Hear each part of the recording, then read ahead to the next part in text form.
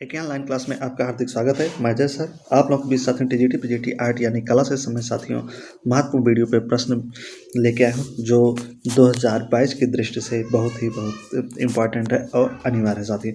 तो ये जो प्रश्न है साथियों ये प्रीवियस ईयर के प्रश्न है। प्रीवियस ईयर में जितने प्रश्न हुए हैं साथियों उन सभी को मैं लेके आप लोगों के बीच में आया हूँ। आज का जो इसमें हम लोग 20 क्वेश्चन देखते हैं। कितना महत्वपूर्ण क्वेश्चन देखते हैं तो 20 महत्वपूर्ण क्वेश्चन इसमें देखते हैं। ये 20 का डोज है और उसके बाद देखा जाए तो साथियों तो आज का जो प्रैक्टिस टेस्ट होगा साथियों तो 44वां होगा। कौन सा होगा? 44वां 44। इसके पहले के जो टेस्ट सीरीज जो भाई बहन नहीं देखे हैं तो प्ले स्टोर पर जाके वहाँ पे देख लें साथियों। तो वीडियो को स्टार्ट करते हैं साथियों। तो उम्मीद है कि वीडियो आप लोगों को अच्छा लगेगा, पसंद आएगा। वीडियो को लाइक करेंगे और दोस्तों के पास शेयर करेंगे। साथ ही जो नए व्यूवर्स हैं चैनल को नहीं सब्सक्राइब किए हैं तो वे चैनल को जरूर सब्सक्राइब कर लें। तो पहला प्रश्न है आपके स्क्रीन पे, ब्रिश क्या है? ब्रिश यानी बैल। बैल बनाने के लिए मशहूर कलाकार इनमें से कौन है? ना बैल की जो आकृतियाँ चित्रकारी करते थे उसे बनाने के लिए इसमें मशहूर कौन है? सुनील दास हैं, सुधीर पटवर्धन है, परमजीत सिंह है या जतिन दास है। तो ब्रिश बनाने के लिए मशहूर कलाकार कौन है? तो इसके पहले जो प्रश्न हुआ था उसमें हम लोग पक्षियों के चितेरा देखे थे जिसमें देवकीनंदन शर्मा थे ना, जो विभिन्न प्रकार के पक्षियों को बनाए थे साथ ही जिसमें कबूतर था, कोयल था, बुलबुल था, मोर था उनके द्वारा, तो इसलिए उन्हें पक्षियों का चितेरा भी कहा जाता है। तो आज हम लोग ब्रिश देख रहे हैं। ब्रिश बनाने वाले मशहूर कलाकार इसमें से कौन हो जाएंगे? तो सुनील दास जी जाएंगे। कौन हो जाएंगे? सुनील दास। सुनील दास का अगर जन्म देखा जाए तो 4 अगस्त 1939 को हुआ था ना। अब 10 अगस्त 2015 तक बैल, ब्रिश और घोड़े के अपने मशहूर चित्रों के लिए जाने जाते हैं। तो इनसे जो संबंधित है 4 अगस्त 1939 क्या है? 4 अगस्त है और 1939 से डेट संबंधित है। अब 10 अगस्त 2015 ना इनकी मृत्यु थी। अगर देखा जाए तो ये बैल यानी ब्रिश और घोड़े के मशहूर कलाकार माने जाते हैं साथियों ना। इन्होंने महिला और सिर सीरीज के चित्र भी इन्होंने बनाया था साथियों। तो इनकी जो मृत्यु अगर जो है शायद 10 अगस्त क्या है? 10 अगस्त 2015 को हुआ था ना। तो आगे बढ़ते हैं। 2015 था। अगला है केजी सुब्रमण्यम का प्रसिद्ध म्यूरल किस शहर में लगा है? जो केजी सुब्रमण्यम है इनका एक प्रसिद्ध म्यूरल है। वो पूछ रहा है कि किस शहर में इसको लगाया गया, स्थापित किया गया? दिल्ली में, मुंबई में, लखनऊ में या वाराणसी में? वह वाराणसी। तो केजी सुब्रमण्यम का प्रसिद्ध म्यूरल किस शहर में लगाया गया साथियों? चारों ऑप्शन देखिए। तो केजी सुब्रमण्यम का जो प्रसिद्ध म्यूरल लगाया गया था ये लखनऊ में लगाया गया। कहाँ लगाया गया था? इन चारों में से लखनऊ में। म्यूरल लखनऊ के 4 बाग रेलवे स्टेशन के सामने एक रविंद्रालय रंगशाला थी साथियों, उसी की बाहरी दीवार पे इसे लगाया गया था। लखनऊ में 4 बाग रेलवे स्टेशन है तो उसी के रविंद्रालय न एक रंगशाला थी, उसी की बाहरी दीवार पे इसे लगाया गया था। वर्ष 1924 में केरल में जन्मे। इनका जन्म जो हुआ था साथियों तो 1924 में केरल में सुब्रमण्यम का जो जन्म हुआ था केरल में हुआ था। कब? 1924 में। 1924 में केरल में इनका जन्म हुआ था। कहाँ हुआ था? केरल में। आइए एक कला शिक्षा निकेतन, शांत निकेतन कला भवन से लेते थे। इनकी अगर शिक्षा दीक्षा हुई है जहाँ से तो शांत निकेतन थी। कहाँ से थी? शांत निकेतन पश्चिम बंगाल में पड़ता है। तो इन्हें पद्म विभूषण कब मिला था? तो 2012 में। कब मिला था साथियों? तो 2012 में इन्हें पद्म विभूषण मिला था। क्या मिला था? पद्म विभूषण मिला था ना। इनके अन्य प्रमुख चित्र देखेंगे जैसे बर्डरूप ड्रामा था, फेरी टेल्स था ना, आप पुरपल्ली ना, वर्ड्स ओवर आर बनारसी इनके प्रमुख रचनाएं थी। मध्य प्रदेश सरकार ने किस कलाकार को कालिदास सम्मान से सम्मानित किया? मध्य प्रदेश के किस कलाकार को, कौन सा कलाकार था जिसे कालिदास सम्मान मिला है मध्य प्रदेश का ना? गुलाम शेख को, यल राजपूत को, केजी सुब्रमण्यम को यानी यश बेंद्रे को। तो इनमें से किस कलाकार को मध्य प्रदेश का कालिदास सम्मान मिल चुका है साथियों ना? तो कालिदास सम्मान इनमें से किसे मिले हैं? तो देखा जाए तो केजी सुब्रमण्यम को ही कालिदास सम्मान मिल चुका है। यह जो कालिदास सम्मान था मध्य प्रदेश द्वारा एमपी के द्वारा यह दिया जाता है। एमपी के द्वारा ये कालिदास सम्मान पुरस्कार दिया जाता है। तो इसे किसे मिला था? तो केजी सुब्रमण्यम को। भारत में किस स्थान पर महाभारत के आख्यान तराश कर क्या करा है ना? भारत के किस स्थान पर महाभारत के आख्यान तराश कर बनाए गए हैं? मदुरई में, विजयनगर में, महाबलीपुरम में या त्रिवेंद्रपुरम में? तो महाभारत का आख्यान तराश कर बनाए गए थे। तो कहाँ पे? तो महाबलीपुरम में। इन चारों में से अगर देखा जा सकता है तो महाबलीपुरम में ही बनाए गए थे न। यहाँ 3 प्रकार के प्रखर मंदिर बने हैं महाबलीपुरम में। देखा जाए तो 3 प्रखर प्रकार के मंदिर बने हैं, जिसमें रथ मंडप है पहला, दूसरा शैल मंडप होता है और तीसरा रचना प्रधान होता है साथियों। तो यहाँ 5 पांडवों से संबंधित यहाँ पे क्या हुए, रथ मंदिर यहाँ पे मिले। वहीं यहीं पर द्रौपदी रथ मंदिर भी है साथियों। तो अगला देखते हैं, वह कौन सा कलाकार है जिन्हें उनके वास्तविक नाम की अपेक्षा उनके उपनाम मणिदा के रूप में जाना जाता है ना। उनका उपनाम की वास्तविक नाम से न, वह कौन सा कलाकार जिन्हें उनके वास्तविक नाम की अपेक्षा न उपनाम मणिदा के एक रूप में जाना जाता है। तो इन्हें मणिदा के नाम से भी जाना जाता था। शंकर चौधरी हैं, रामचंद्र हैं, गणेश पायन है, के जी सुब्रमण्यम। तो किसे मणिदा के नाम से जाना जाता है, तो प्रश्न का सीधा से ही मतलब आप समझिए, 3 में 4 में से किसे मणिदा इनका उपनाम था। क्या नाम था, उपनाम।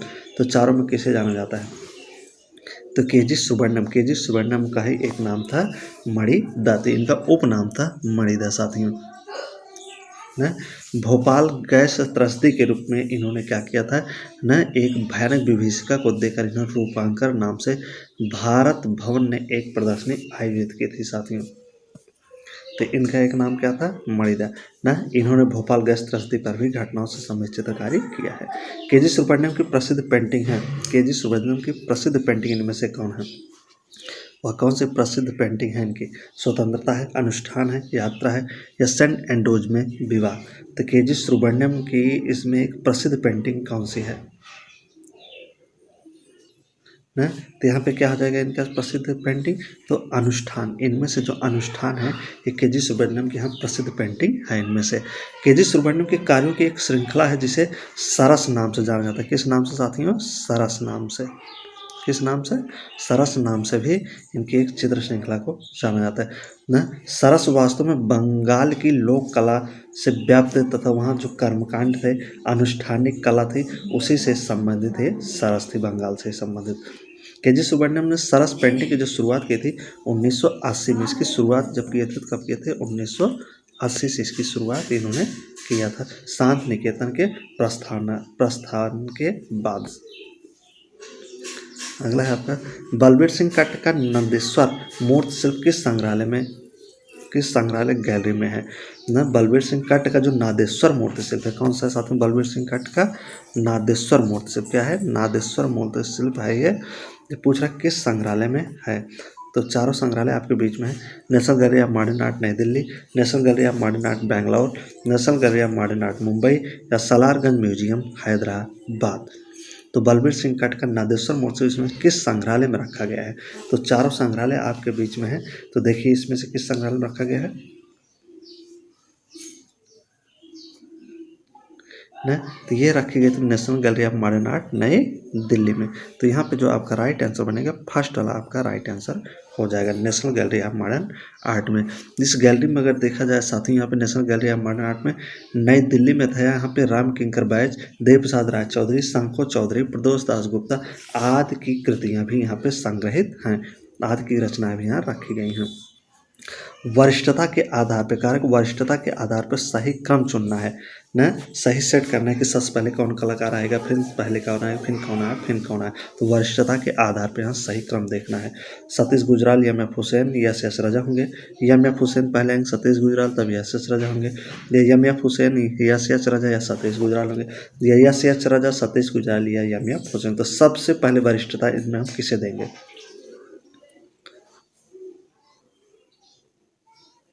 ना। तो यहाँ पे राइट आंसर क्या बनेगा साथियों, तो सबसे पहले जो होंगे यहाँ पे एम.एफ. हुसैन होंगे। कौन होंगे, एम.एफ. हुसैन होंगे, तब यस रजा होंगे, उसके बाद सतीश गुजराल जो होंगे आपके लास्ट में। तो राइट आंसर आपके यहाँ पे सी हो जाएगा ना। एम.एफ. हुसैन का अगर जन्म देखा जाए साथियों, तो एम.एफ. हुसैन की जन्म ना, तो एम.एफ. हुसैन का जो जन्म होता है, सबसे पहले एम.एफ. हुसैन है, तो एम.एफ. हुसैन का जन्म ना 1915 में हुआ था। कब हुआ था, तो 1915 में। यहाँ देख लेते हैं 1915 में एम.एफ. हुसैन का जन्म 1915 में होता है ना। 17 सितंबर था, क्या था, 17 सितंबर का दिन था। तो उसके बाद देखते हैं ना, इनकी 17 सितंबर 1915, इनकी मृत्यु जो थी 2011 में थी। मृत्यु इनकी कब हुई थी? 2011 में ना। उसके बाद यश एस राजा का देखते हैं तो इनकी 22 फरवरी, क्या होगा जाएगा? 22 फरवरी 1925 में होगा, 22 फरवरी 1925 में ना। अब मृत्यु इनकी होगी 2016 में, मृत्यु इनका कब होगा? 2016 में। इसके बाद आखिरी जो है ना, जिनका नाम है सतीश गुजराल। कौन है? सतीश गुजराल। इनका जो है 25 दिसंबर, क्या था इनका जन्म साथियों? तो 25 दिसंबर थे। यहाँ देखिए 25 दिसंबर 1925, क्या होगा? 1925 में जन्म। मृत्यु कब होता है? तो 26 मार्च 2020 को, 2020 को इनकी मृत्यु। तो इस प्रकार से क्रम से जो सही होगा वो आपका सी होगा, एम.एफ. हुसैन, यश एस राजा और सतीश गुजराल। अगला है के.बी. जेना कौन सी कला विधा से जुड़े थे? जो के.बी. जोना थे साथियों, तो कौन सी कला विधा से ये इनका जुड़ाव था, लगाव था?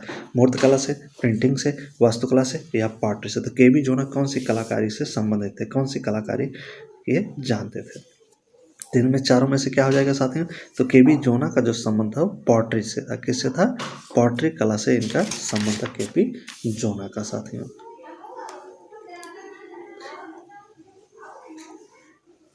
अगला है ना कलंदी वेदन जोन, पूरा नाम इनका क्या हो जाएगा? कलंदी वेदन जोना। ये गांधीवादी संस्था सेवाग्राम के कला और शिल्प के सिरेमी के रूप में विशेषज्ञ थे साथियों। 3 वर्ष तक 1956 से 59 ईस्वी तक ये शिक्षा प्रदान यहाँ पे किए थे। अगला है भारतीय मूर्ति कला की, क्या रहा है? भारतीय मूर्ति कला की 2 अति विशिष्ट कृतियाँ कौन है? राम विष्णु मूर्ति है, दुर्गा लक्ष्मी मूर्ति है, बुद्ध एवं नटराज मूर्ति है, यह इनमें से कोई नहीं। तो भारतीय मूर्ति कला की 2 अति विशिष्ट पूछ रहा है ना, 2 अति विशिष्ट कृतियाँ इसमें से कौन हो जाएंगे भारतीय मूर्ति कला की? तो क्या क्या यहाँ पे होगा साथियों? तो बुद्ध एवं नटराज मूर्ति होगा। क्या हो जाएगा? बुद्ध और नटराज मूर्ति। यहाँ पहला बुद्ध, दूसरा नटराज मूर्ति। राइट आंसर आपका यहाँ पे सी हो जाएगा। ये अति विशिष्ट 2 कृतियाँ हैं।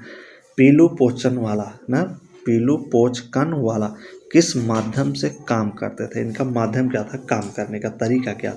काष्ठ था, पत्थर था, कागज लुगदी था या एल्युमिनियम एवं पत्थर था? तो पीलू पोचकन वाला का माध्यम क्या था कार्य करने के साथियों है? तो इनका जो माध्यम था साथी यहाँ पे इस चारों ऑप्शन में, तो एल्युमिनियम एवं पत्थर था। क्या था? एल्युमिनियम और पत्थर से ये चित्र का है, ये जो कार्य करते थे ना। इनका जो जन्म था साथियों 1923 में बॉम्बे में हुआ था। कब हुआ था? 1923 में। 1923 में इनका जन्म कहाँ हुआ था? मुंबई या बॉम्बे, आप याद रखेंगे। कहाँ हुआ था? मुंबई में ना। कहाँ हुआ था? मुंबई में या बॉम्बे में हुआ था। वह भारत की पहली कुछ महिला मूर्तिकारों में से एक थे। तो पीचुल पोचकाला जो है महिला कलाकार है, याद रखना है महिला कलाकार। इन्होंने 1960 और 1970 के दशक में नक्काशी सीमेंट और पत्थर से इन्होंने स्टार्ट मूर्तियाँ बनाना शुरू कर दिए थे।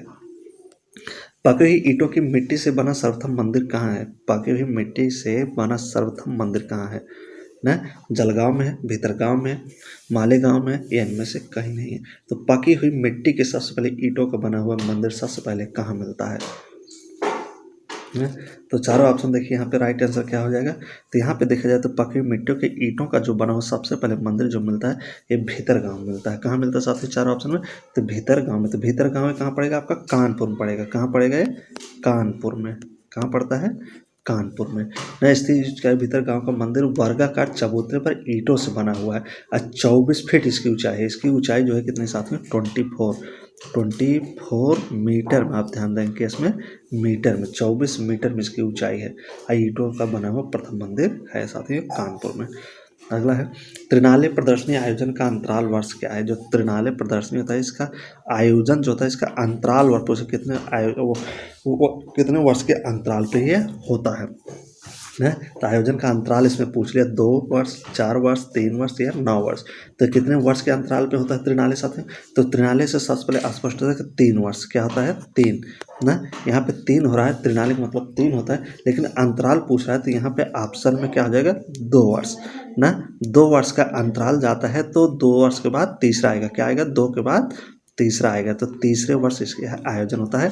तो अंतराल कितने वर्ष का होगा दोनों के बीच में, तो 2 वर्ष का, 1 और 2 3, तो 1 साल और 2 साल का आयोजन होता है। तीसरे साल होता है तो यहाँ पे 2 साल अंतराल होगा। तो राइट आंसर 2 हो जाएगा, क्योंकि हर तीसरे साल होता है, तो यहाँ अंतराल जो होगा 2 वर्ष का होगा इसके बीच में ना। ये कहाँ होता है, तो दिल्ली में इसका आयोजन जो होता है ये दिल्ली में होता है। संस्कृत मंत्रालय द्वारा वर्ष 1968 से इसका स्टार्टिंग शुरू किया था। कब, 1968 से, 1968 से इसकी स्टार्टिंग का काम शुरू किया गया था।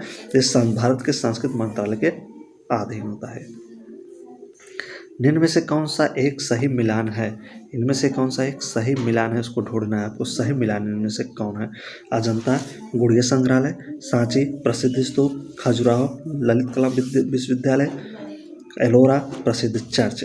तो इसमें से राइट आंसर आपका सही मिलान क्या हो जाएगा, तो सांची जो था क्या था, एक प्रसिद्ध स्तूप था। तो यहाँ पे ये वाला आपका जो है राइट आंसर हो जाएगा।